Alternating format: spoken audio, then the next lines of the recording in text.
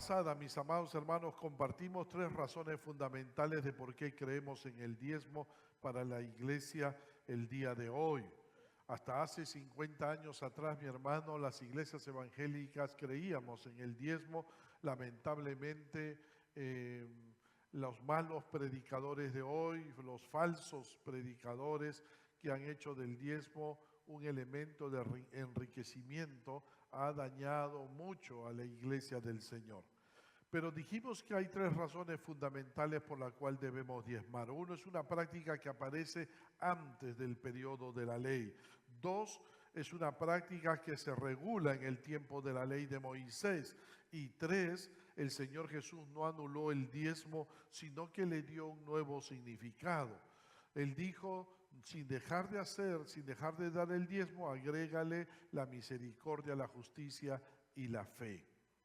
Pero siempre que se habla del diezmo pensamos que es un asunto netamente material, pero no es así. Cuando vamos a Malaquías 3, 6 al 12, donde se nos habla acerca del diezmo, está en un contexto espiritual. Han pasado 100 años del regreso de un grupo de judíos del exilio en Babilonia. Regresaron de mala gana, con poca voluntad. Han reconstruido los muros de la ciudad de Jerusalén, han reconstruido el templo donde se adoraba a Dios, pero los judíos cayeron en la apatía y comenzaron a dudar del amor de Dios.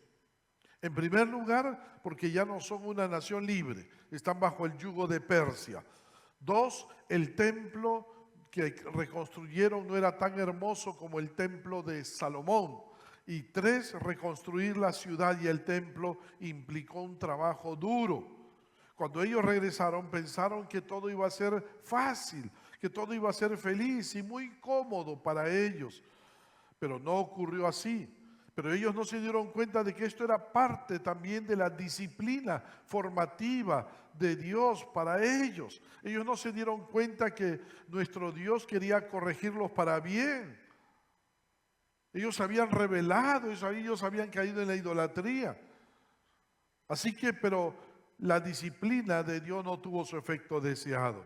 Circunstancias como estas o te ablandan o te endurecen. En el caso de ellos se endurecieron y se resintieron bajo el yugo que les hería en el amor propio. Esta gente llegó a endurecerse demasiado.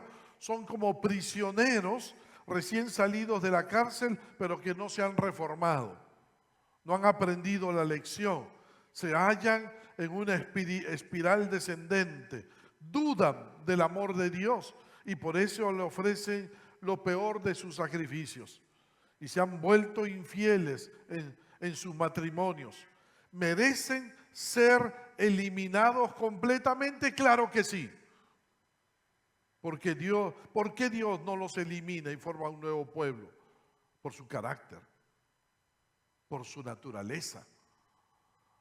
Dios dice en el versículo 6, porque yo, Jehová, no cambio. Por esto, hijos de Jacob, no habéis sido consumidos. Dios no cambia. Dios sigue siendo un Dios de gracia. Dios sigue siendo un Dios de misericordia. Dios sigue amándolos.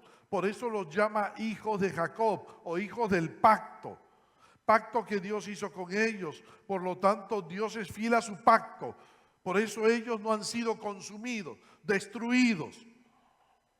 El pacto siempre está garantizado del lado de Dios. Le toca a Israel cumplir su parte. Pero ellos han sido siempre desleales. Y Dios se los recuerda. Versículo 7, desde los días de vuestros padres os habéis apartado de mis leyes y no las guardasteis. La deslealtad ha sido una de las características que ha marcado a la nación de Israel desde sus inicios. Pero pese a como ese pueblo, Dios siempre se ha mostrado su disposición de restaurar el pacto con ellos. Dios les hace una invitación personal y a la vez le hace una invitación a toda la nación. Versículo 7, volveos a mí y yo me volveré a vosotros, ha dicho Jehová de los ejércitos. Dios no está lejos de ellos, pero el corazón de ellos sí está lejos de Dios. Estas palabras del Señor me recuerdan algo muy importante, mi hermano, para nosotros hoy, de que el ministerio no es lo mismo que estar cerca de Dios. Servir a Dios no es lo mismo que estar cerca de Dios. Ser creyente y asistir a la iglesia no es signo de una vida espiritual sana.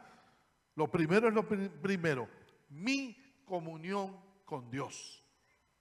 Eso va a ser siempre primero, mi hermano, mi prioridad. Podemos estar haciendo la obra de Cristo sin Cristo. ¿Por qué? Porque hemos olvidado cuál es nuestra prioridad. Estar en la presencia de Cristo todos los días por medio de su palabra y la oración. Si esto no es una realidad en nuestra vida, haz de esta invitación una invitación para ti. Volveos a mí. Volveos a mí. ¿Cómo responderás a la invitación que Dios está haciendo a tu vida? Responderás como el pueblo de Israel ante la invitación de Dios que le dijo, versículo 7, ¿en qué hemos de volvernos? Perdona a Dios, ¿de qué nos vamos a arrepentir? ¿En qué hemos de arrepentirnos? ¿En qué nos hemos equivocado? Con los hombros encogidos, los ojos bien abiertos, la cara de sorpresa. Dicen, ¿de qué estás hablando, Dios?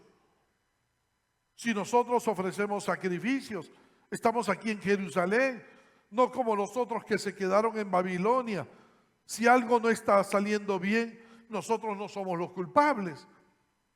Mira la desfachatez, la cara con la cual habla este pueblo, la desvergüenza, la falta de un autoexamen honesto, siempre fue un problema de los judíos.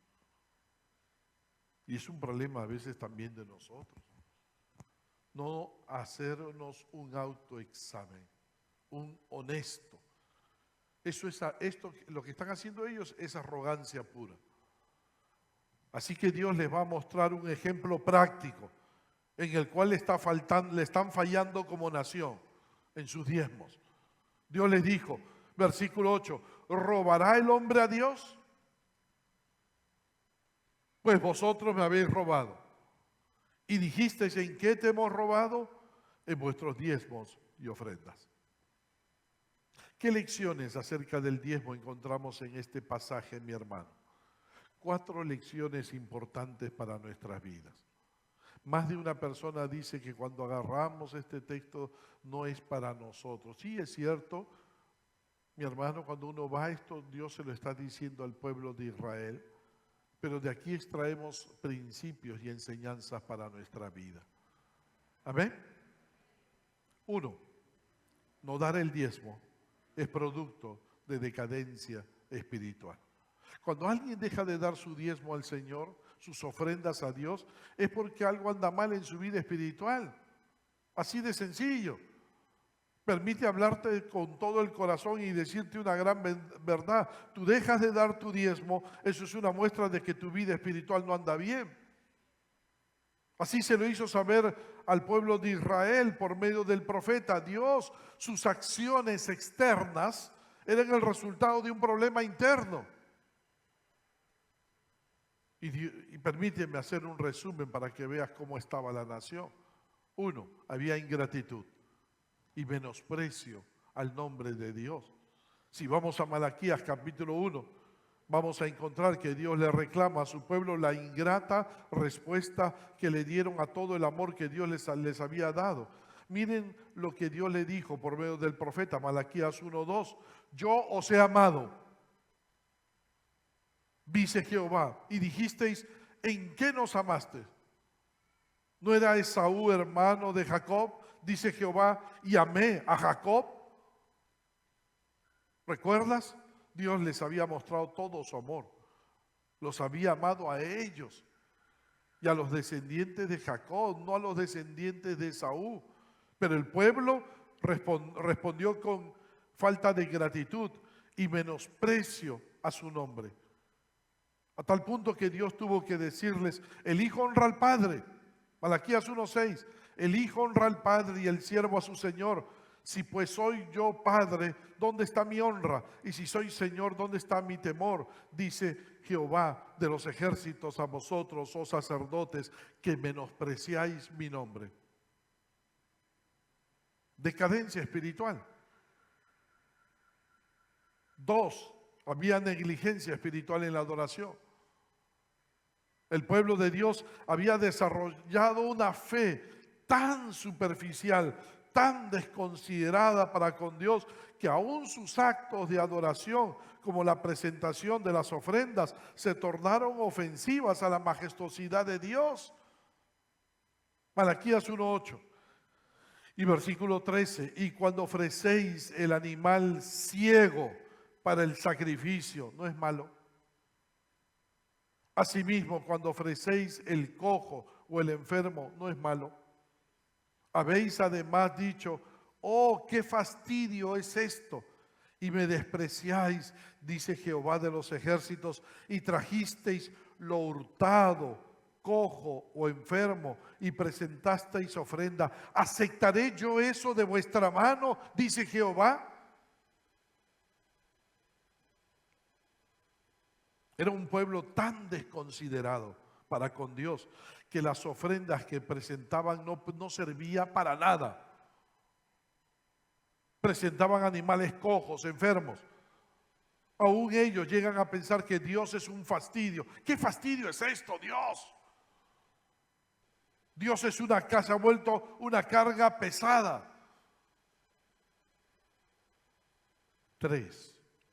Había decadencia espiritual y no se daban cuenta. Este pueblo había hecho de Dios un amuleto. Estaban felices con ese Dios, entre comillas, que ellos mismos han fabricado. Tal es la insensibilidad espiritual que cuando Dios viene a reclamarles por la deshonra, ellos responden, ¿en qué te hemos deshonrado, Dios? Malaquías 1:7. ¿En qué te hemos deshonrado? Es el colmo.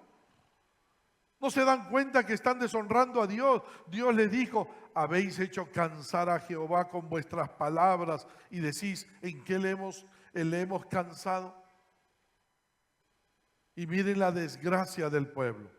Noten su poca sensibilidad espiritual. Otra vez les dice, Malaquías 3:7, desde los días de vuestros padres os habéis apartado de mis leyes y no las guardasteis. Volveos a mí y yo me volveré a vosotros, ha dicho Jehová de los ejércitos. Mas dijisteis, ¿en qué hemos de volvernos? Están en decadencia espiritual y todavía preguntan, ¿de qué nos vamos a arrepentir, Dios? Y esa era la causa por la cual no estaban dando sus diezmos. Porque estaban mal espiritualmente hablando. Y cuando uno está mal espiritualmente hablando, deja de dar como debiera dar. En lugar que el dinero sea controlado por la persona, el dinero controla a esa persona. 2, no dar el diezmo es un robo a Dios. Dios primeramente le ha reclamado cosas a su pueblo que podrían ser discutidas como subjetivas, pero ahora les presenta algo sumamente objetivo, el diezmo. Para mostrarles su situación de decadencia espiritual, Dios les dijo, ¿robará el hombre a Dios? Pues vosotros me habéis robado. Y dijisteis, ¿en qué te hemos robado? En vuestros diezmos y ofrendas. Maldito soy con maldición porque vosotros, la nación toda, me habéis robado. Nota cómo para Dios la retención del diezmo es un robo. Retener el diezmo es considerado para Dios un robo. Todo esto nos lleva a una sola conclusión. Dios tiene derecho sobre el diezmo. De lo contrario, no lo presentaría como un robo.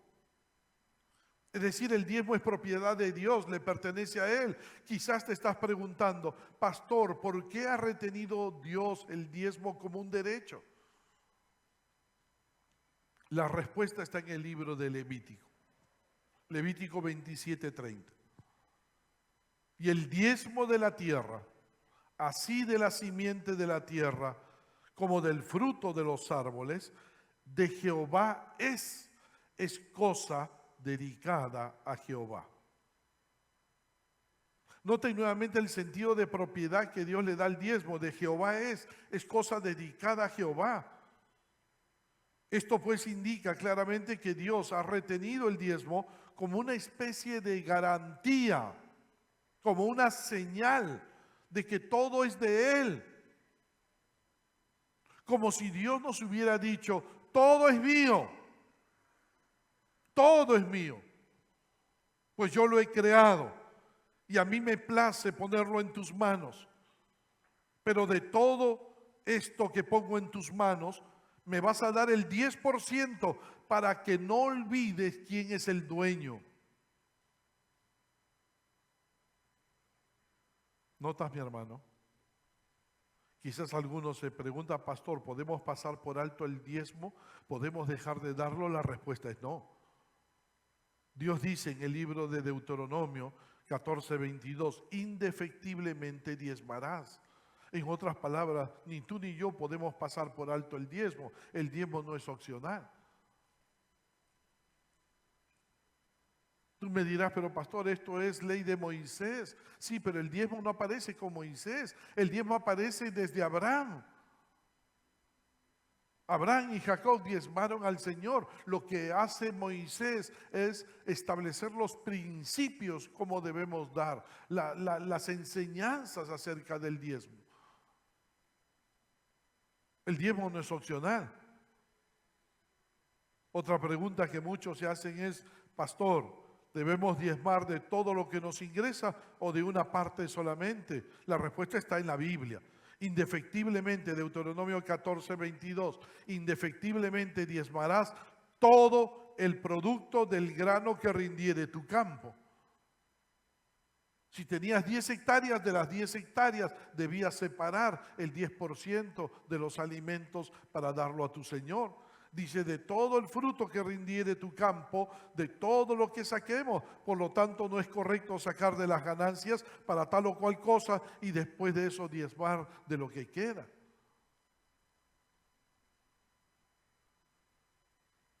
Yo diezmo de lo que el Señor me da, desde las ofrendas. Cuando yo estaba en una situación difícil, recibía de mi hermana, que vivía en Suecia, una ofrenda mensual de $50 todos los meses. Allí también sacaba mi diezmo, de todo lo que yo recibía y Dios me daba. Y Dios ha sido fiel para con nosotros todos estos años. Tenemos que diezmar de todo lo que Dios nos da. Pero no hagas como ese judío. ¿Te acuerdas que te contesto? No hagas como ese judío que hizo un pacto con Dios. ¿Sabes en qué consistía su pacto? En darle a Dios todas sus ganancias. A Dios, todo es para ti.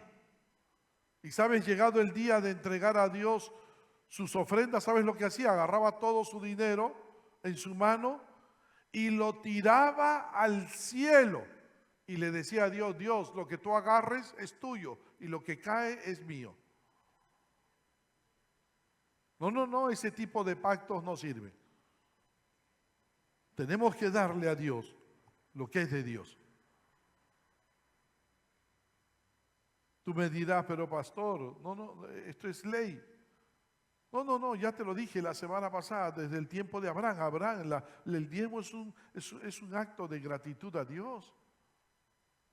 Abraham cuando diezmó a Melquisedec lo hizo por gratitud. 3. No dar el diezmo es causa de maldición. El profeta fue bien claro con la nación de Israel. Versículo 9. Maldito sois con maldición porque vosotros la nación toda me habéis robado. Quizás te preguntas, pastor, ¿es posible robarle a Dios? Tal parece que sí. En el texto se dice que la nación toda le había robado a Dios. Sin embargo, robarle a Dios es como robarle los huevos a la víbora. Aquella fábula del águila que le robó los huevos a la víbora y luego se los llevó a su nido y los empolló. Y cuando empolló los huevos de la víbora, mataron al águila. Robarle a Dios es causa de maldición.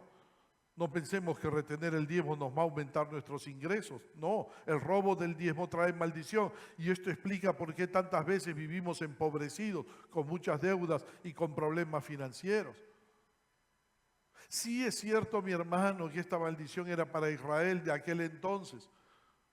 Pero también en el Nuevo Testamento, mi hermano, Dios a quien ama disciplina, corrige.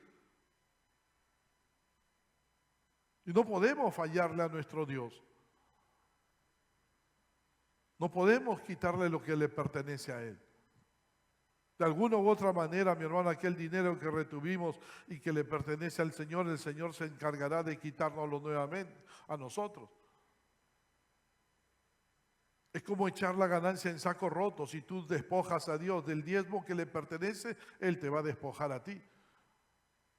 He visto más de un creyente, mi hermano, que no ha sido fiel al Señor con sus ganancias, irse a la pobreza. 4, no dar el diezmo nos hace perder bendiciones. Mi hermano, nota las bendiciones que hay cuando aceptamos el desafío de Dios de dar con fidelidad nuestros diezmos.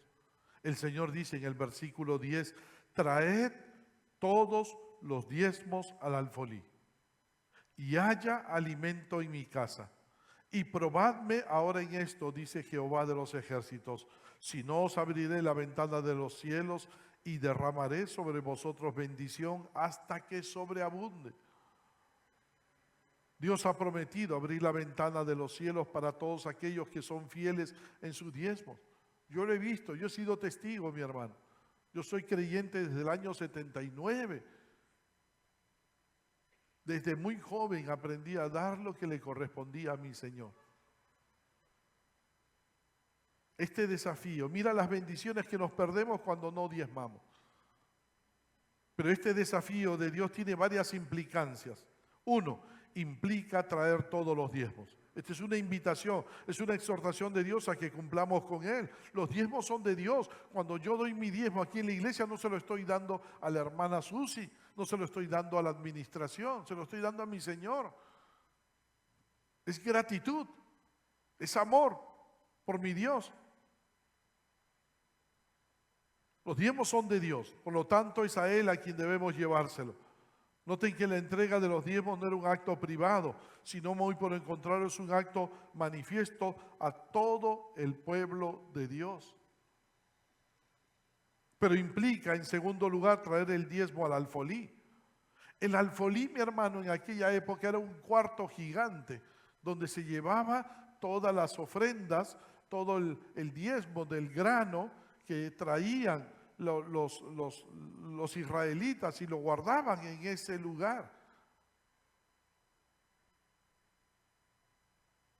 El diezmo hoy se trae al alfolí de la iglesia, donde soy miembro, a la iglesia donde soy miembro, donde yo me alimento, donde yo estoy recibiendo de parte del Señor. Y la iglesia tiene la responsabilidad de informar siempre cómo utiliza esos diezmos del Señor. Y siempre en el mes de noviembre tenemos una reunión con todo el liderazgo de la iglesia y la administración de la iglesia informa en qué ha gastado todo el año. Se informa a la iglesia para que la iglesia, todo mi hermano que está allí en la oficina de administración está todo contablemente bien guardadito. Hermana Cecilia Salazar, que es la contadora, hermana Cecilia, todo está bien archivadito, bien archivado. Todo se compra con boleta, nada se compra sin boleta. Y ahí están todas las boletas. Si nos quieren hacer una auditoría nosotros aquí en la iglesia, ahí está toda la documentación. No tenemos nada que esconder. Porque así como uno da, mi hermano, tienes el derecho de poder preguntar cómo se está usando los diezmos del Señor. El diezmo se lleva al alfolí de la iglesia donde soy miembro.